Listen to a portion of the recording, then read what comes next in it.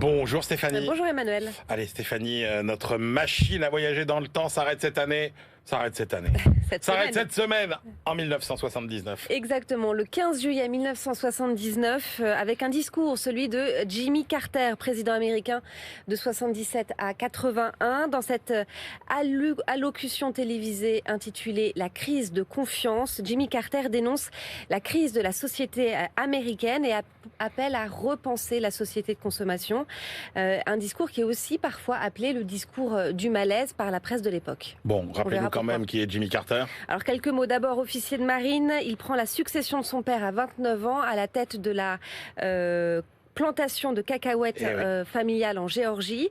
Il se lance dans la politique locale et devient sénateur de Géorgie pour le Parti démocrate en 63, puis gouverneur de son État en 1971 et 5 ans plus tard, il bat de justesse Gerald Ford à l'élection présidentielle. Alors, dans quel contexte est-ce qu'il prononce ce discours sur le malaise de la société américaine? Alors, on est en 1979 aux États-Unis. Le pays connaît un taux de chômage et un niveau d'inflation record. On est en plein second choc pétrolier. Le prix du baril est multiplié par 2,7 entre le milieu de 1978 et 1981.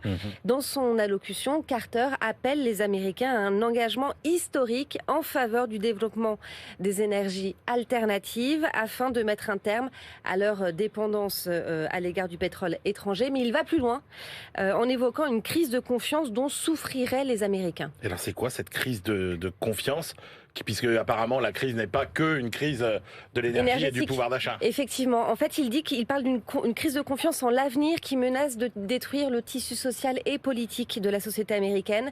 Il dit « Trop d'entre nous ont tendance à cultiver le laisser-aller et la consommation. L'identité humaine n'est plus définie par ce que l'on fait, mais par ce que l'on possède.